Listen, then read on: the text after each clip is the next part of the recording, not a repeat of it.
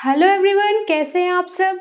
हम तब टॉपिक पढ़ रहे थे परमाणु की संरचना, ठीक है, एटॉमिक स्ट्रक्चर। और उसी क्लास से, उसी चैप्टर से हम कंटिन्यू करने वाले हैं हमारे आगे के टॉपिक्स। आपका आगे का टॉपिक है कि अल्फा कण प्रकीर्णन प्रयोग और रदरफोर्ड का परमाणुवाद। हम देख रहे थे कि इतने सारे लोगों ने परमाणु के ऊपर इतने सारे एक्सपेरिमेंट किए, ठीक है। अभी तक हमने क्या देखा, जे थॉमसन और जो गोल्डस्टीन है उन्होंने दो चीजें बताई थी कि एक इलेक्ट्रॉन की खोज जे थॉमसन ने की और धनावेशित कण जो थे, कैनाल किरण, उसको बताया था गोल्डस्टीन ने, ठीक है। परमाणु को और समझने के लिए जो रदरफोर्ड थे, ठीक है, उनके जो जूनियर्स थे, उन्होंने कुछ एक्सपेरिमेंट किया। देखते हैं वो एक्सपेरिमेंट क्या है। उनके जूनियर्स ने ये एक्सपेरिमेंट किया उन्होंने क्या किया, एक सोने का फॉइल लिया, सोने का पन्नी जो कि एकदम 100 नैनोमीटर की बहुत ही पतली पन्नी थी, ठीक है। उसके बाद उन्होंने क्या किया, इसमें अल्फा किरणों की बौछार की। क्या कर रहे हैं वो, अल्फा किरणों की बौछार, ठीक है। अल्फा किरण क्या है, इनका जो अल्फा किरण का जो द्रव्यमान है वो हीलियम के जो कण होते हैं, ठीक है, हीलियम के बराबर होते हैं, ठीक है। तो जो अल्फा कण है वो हीलियम के बराबर होते हैं। उन्होंने क्या किया, अल्फा किरणों की बौछार किसमें की है, ये सोने का फॉइल है, ठीक है, गोल्ड फॉइल है सोने का, ठीक है। इसमें इन्होंने क्या किया, इसकी बौछार की। तो जैसा कि सर थॉमसन ने बताया था, उनके अकॉर्डिंग क्या होता है, जैसे तरबूज है जो है, ठीक है, उसमें पूरी ओर क्या है, धनावेशित कण फैला हुआ है। तो उन्होंने सोचा कि जो अल्फा किरणें हैं वो कैसी हैं, वो भी धनावेशित हैं। तो जितने भी किरणें वहां से पास होंगी वो सब क्या होंगी, विक्षेपित हो जाएंगी। क्योंकि हम लोग को पता है जो अलग अलग आवेश होते हैं, जैसे कि धन आवेश और धन आवेश, वो एक दूसरे को प्रतिकर्षित करते हैं, रिपल करते हैं, एक दूसरे को दूर भेजते हैं। वहीं अगर धन आवेश और ऋण आवेश आ जाएंगे तो वो एक दूसरे में मिल जाते हैं, एक दूसरे को आकर्षित करते हैं, ठीक है। तो इस तरह से हमने क्या देखा, उन्होंने ये सोचा कि जो सोने की फॉइल है उसमें हम लोग अगर अल्फा किरणों की बौछार करेंगे तो जैसा कि थॉमसन ने कहा था कि ये पूरा क्या होता है, धनावेशित रहता है, कहीं कहीं पर ऋणावेशित होता है। तो जो जितने भी किरणें ज्यादातर जाएंगी वो क्या हो जाएंगी, विक्षेपित हो जाएंगी। लेकिन ऐसा हुआ नहीं। हुआ क्या, देखते हैं। हुआ ये कि उन्होंने जैसे ही अल्फा किरणों की बौछार की, कुछ किरणें तो डायरेक्ट ही बाहर निकल गई इस तरह से, ठीक है। कुछ किरणें क्या हुई, जैसे ही हमने रदरफोर्ड के परमाणु मॉडल के अकॉर्डिंग ये उन्होंने क्या किया, ये जैसे ही अल्फा किरणों के बौछार की तो कुछ किरणें तो तुरंत सीधी सीधी मार्ग रेखा का गमन करते हुए निकल गई, कुछ किरणें वापस गई, मतलब इसमें पड़ी और वापस आ गई, ठीक है। कुछ गई इसमें और वापस आ गई, ठीक है। 20,000 कण में से अगर आप एक कण मानेंगे, ठीक है, तो 20,000 कणों में से एक कण जो थे, जो जिस दिशा में गया उसी दिशा में वापस लौट गया, ठीक है। इस तरह से आप देख पा रहे हैं कि रदरफोर्ड का जो परमाणु मॉडल था उसमें क्या हुआ, सोने का फॉइल लिया उन्होंने, अल्फा किरणों की वो होती है, ठीक है, इससे उन्होंने क्या किया, अल्फा किरणों का बौछार किया, ठीक है। अल्फा किरणें गई इसमें, कुछ किरणें तो सीधी पास हो गई वहां से, ठीक है। अधिकांश अल्फा किरणें क्या हुए, आर पार सीधे निकल गए, ठीक है।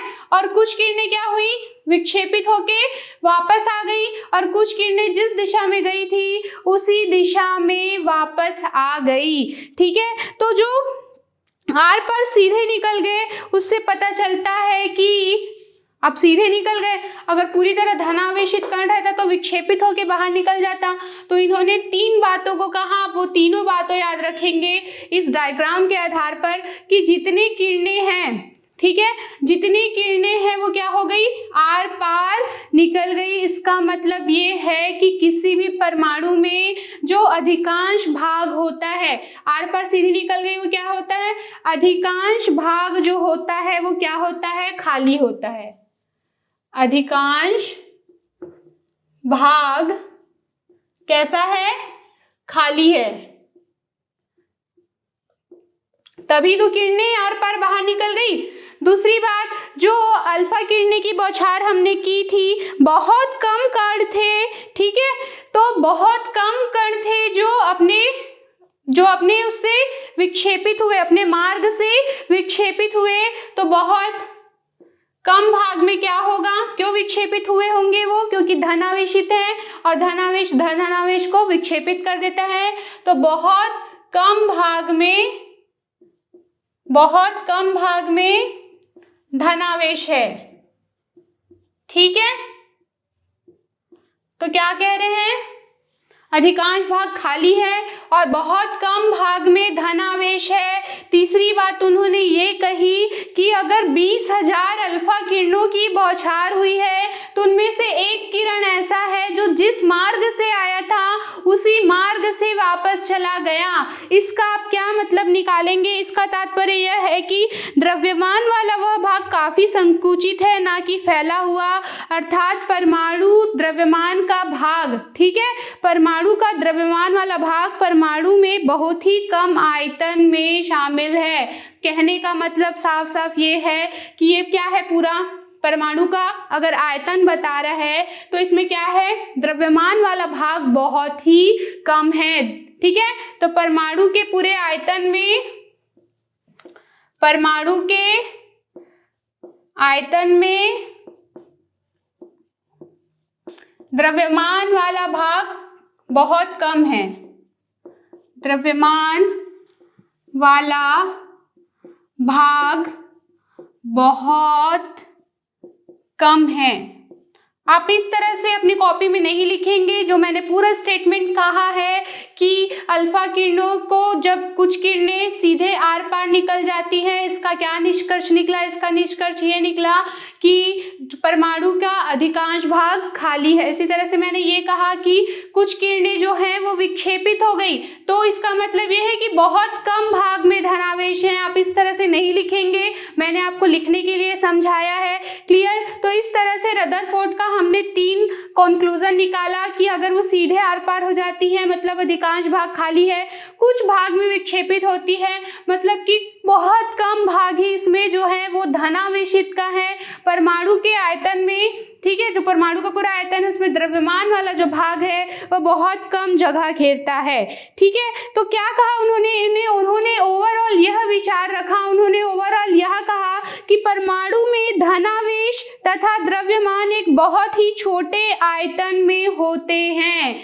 ठीक है। कोई भी एक परमाणु है, ठीक है, परमाणु में धनावेश तथा परमाणु के आयतन में धनावेश, ठीक है, परमाणु में धनावेश तथा द्रव्यमान एक बहुत ही छोटे आयतन में होते हैं, जिसे उन्होंने नाभिक कहा, ठीक है। तो उन्होंने क्या कहा, जिसे उन्होंने नाभिक कहा।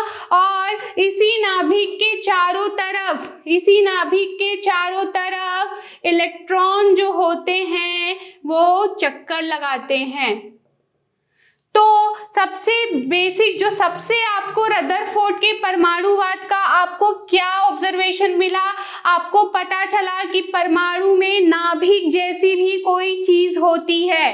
तो रदरफोर्ड को नाभिक की खोज के लिए, ठीक है, नाभिक की खोज के लिए उन्हें 1908 में नोबेल पुरस्कार मिला। जैसे जे थॉमसन को 1906 में मिला था ना, भौतिक शास्त्री थे वो, उन्होंने इलेक्ट्रॉन की खोज की, इसलिए उन्हें क्या मिला था, उन्हें इलेक्ट्रॉन की खोज के लिए नोबेल पुरस्कार मिला था। उसी तरह से रदरफोर्ड ने नाभिक की खोज की, इसलिए उन्हें भी नोबेल पुरस्कार प्राप्त हुआ। और दूसरी बात ये कि आप देख पा रहे हैं जो नाभिक की त्रिज्या है वो कितनी छोटी है, और ये जो परमाणु की त्रिज्या आप देखेंगे तो वो कितनी है, ठीक है। तो इस तरह से उन्होंने यह भी निष्कर्ष निकाला कि जो नाभिक की त्रिज्या है वो परमाणु की त्रिज्या से 10⁵ गुनी छोटी है।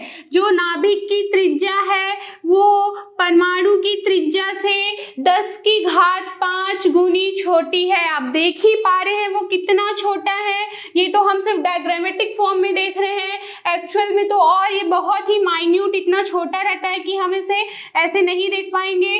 ठीक है, तो आप देख पा रहे हैं कि नाभिक की जो त्रिज्या है वो परमाणु की एक्चुअल त्रिज्या से 10⁵ गुनी छोटी होती है। ये पूरा आपका कंक्लूजन है रदरफोर्ड के परमाणुवाद का। इसमें क्या क्या हुआ, एग्जाम में आपसे क्वेश्चन पूछा जा सकता है कि रदरफोर्ड के परमाणुवाद को एक्सप्लेन कीजिए, उनका क्या योगदान था, उन्होंने नाभिक की खोज की थी। ठीक है, इस तरह से आप बता सकते हैं। ठीक है, उन्होंने ये तो बताया कि जो नाभिक के चारों ओर इलेक्ट्रॉन्स जो हैं, है ना, मैंने क्या कहा, नाभिक के चारों ओर इलेक्ट्रॉन्स क्या है, चक्कर लगाते हैं। तो इलेक्ट्रॉन्स कैसे चक्कर लगाते हैं, वो आपस में टकरा तो नहीं जाते हैं, एक दूसरे को प्रतिकर्षित तो नहीं करते हैं। तो इलेक्ट्रॉन कैसे चक्कर लगाते हैं, इस बात को बताया था नील्स बोर ने। ठीक है, तो नील्स बोर और उनके फ्रेंड बरी, ठीक है, उन दोनों ने इस बात को बताया, इसलिए इसे हम क्या कहते हैं, बोर बरी।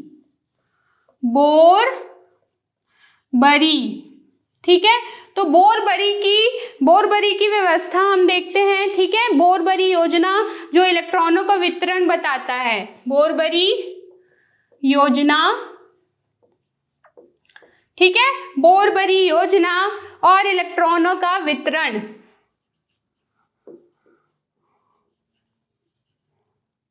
मैं इसे इलेक्ट्रॉन को इस फॉर्म में लिख रही हूं, इलेक्ट्रॉन का वितरण। तो बोरबरी ने ये कहा कि, ठीक है, जैसा कि रदरफोर्ड बता के चले गए थे कि जो नाभिक है उसके चारों ओर जो इलेक्ट्रॉन है वो चक्कर लगाते हैं। तो कैसे चक्कर लगाते हैं, वो कक्षाओं में चक्कर लगाते हैं। ठीक है, तो वो कैसे चक्कर लगाते हैं, कक्षाओं में चक्कर लगाते हैं। तो जो सबसे नाभिक के जो सबसे पास की कक्षा है उसे नाम दिया गया K, फिर L, फिर M, फिर N। ठीक है, तो इन्हीं कक्षाओं में जो है वो जो इलेक्ट्रॉन है, ठीक है, वो नाभिक के चारों ओर चक्कर लगाते हैं। ठीक है, अब देखो, अब बोरबरी की जो इलेक्ट्रॉन का वितरण का जो सिद्धांत था वो हम स्टार्ट करते हैं।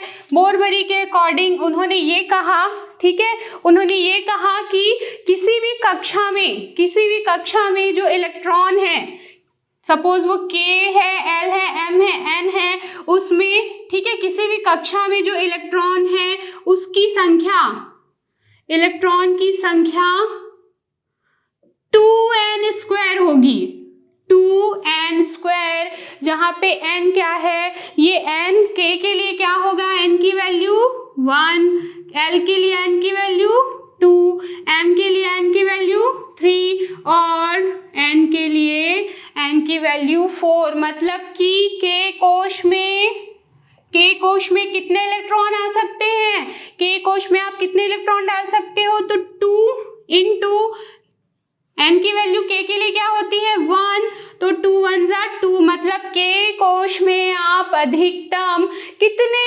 इलेक्ट्रॉन भर सकते हैं, तो आप भरेंगे सिर्फ 2 इलेक्ट्रॉन। 2 इलेक्ट्रॉन से ज़्यादा आप इलेक्ट्रॉन उसमें नहीं डाल पाएंगे।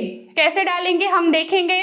वैसे ही आप LMN का भी निकाल सकते हैं इस फॉर्मूले में पुट करके कि उससे ज़्यादा हम इलेक्ट्रॉन नहीं रख सकते।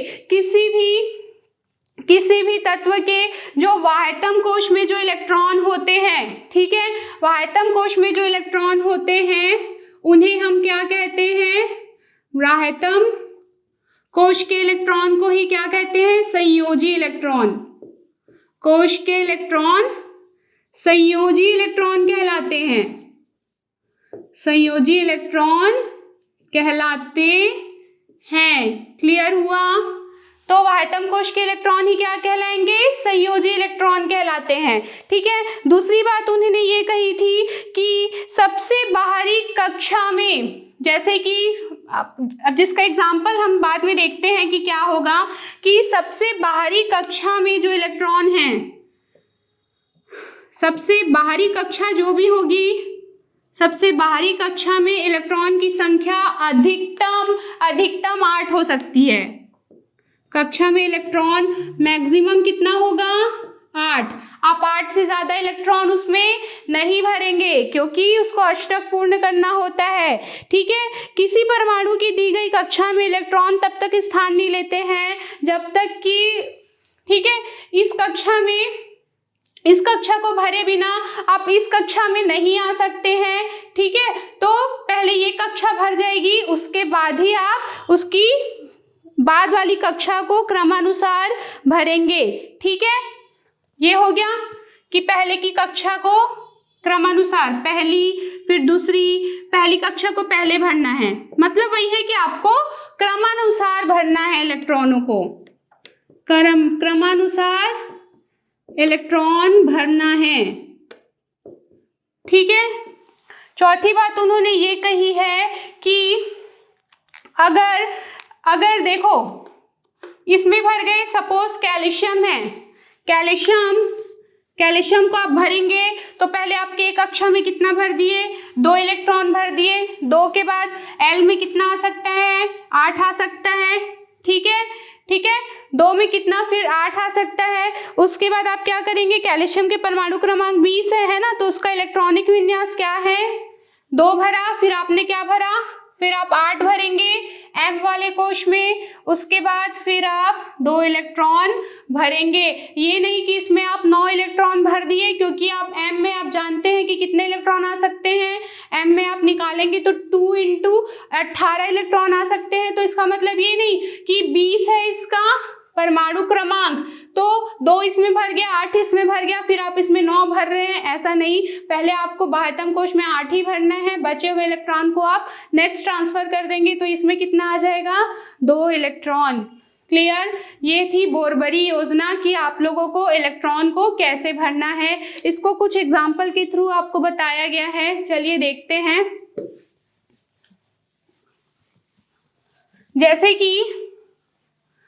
जैसे कि स्टार्ट करते हैं हम हाइड्रोजन से।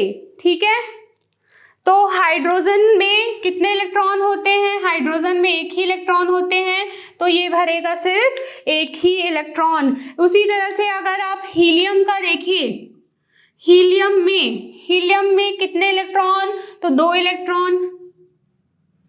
लिथियम का आप देखें, ये थे हाइड्रोजन, ये है हीलियम। ठीक है, ये इलेक्ट्रॉन की संख्या है उसमें। अगर लिथियम में देखें तो लिथियम में होते हैं 3 इलेक्ट्रॉन, तो ये आपका नाभिक, ये पहली कक्षा और ये दूसरी कक्षा। ठीक है, तो आप कैसे करेंगे, पहली कक्षा में भर दीजिए 2 इलेक्ट्रॉन और दूसरी कक्षा में भरेंगे आप सिर्फ 1 इलेक्ट्रॉन। ठीक है, उसके बाद क्या देख सकते हैं हम लोग, बेरिलियम। ठीक है, बेरिलियम का आप देख सकते हैं वो कितना होता है, 4 होता है, तो 4 में, ठीक है, इस तरह से बेरिलियम है। तो इसके जो K कोश है इसमें आप 2 भर लेंगे, 1 और 2, फिर बचे हुए 2 आप किस में डाल लेंगे, इसमें डाल लेंगे। उसी तरह से अगर आपको फिर से अगर आपको बोला जाए बोरान का कितने इलेक्ट्रॉन होते हैं, 5 इलेक्ट्रॉन होते हैं। ये नाभिक, ये पहला कोश, ये दूसरी कक्षा। ठीक है, तो इसमें कैसे भरेंगे, पहले में तो सिर्फ 2 ही आ पाएगा और दूसरे में 1, 2, 3। इस तरह से आप देख सकते हैं बहुत सारे एलिमेंट्स के आपको बोरबरी व्यवस्था के थ्रू समझाया गया है। इसका इलेक्ट्रॉनिक विन्यास बताया गया है कि कैसे हम इसका इलेक्ट्रॉनिक विन्यास करते हैं। आगे की क्लास में आप इसको बहुत डिटेल में पढ़ने वाले हैं, इसके लिए आपको बिल्कुल हेक्टिक लेने की ज़रूरत नहीं है। आपको बस इतना पता होना चाहिए कि जो इलेक्ट्रॉन है वो नाभिक के चारों ओर चक्कर लगाते हैं। ठीक है, नाभिक के चारों ओर चक्कर लगाते हैं, तो उसमें जो इलेक्ट्रॉन है वो कक्षाओं में लगाते हैं, K, L, M, N, इस तरह से व्यवस्था है उनके लिए।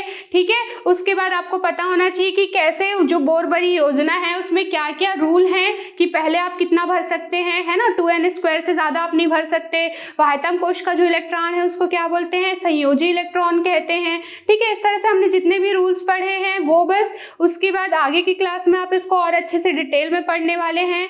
तो आज की क्लास हम यहीं पर ख़त्म करते हैं। Stay home, stay safe. Thank you.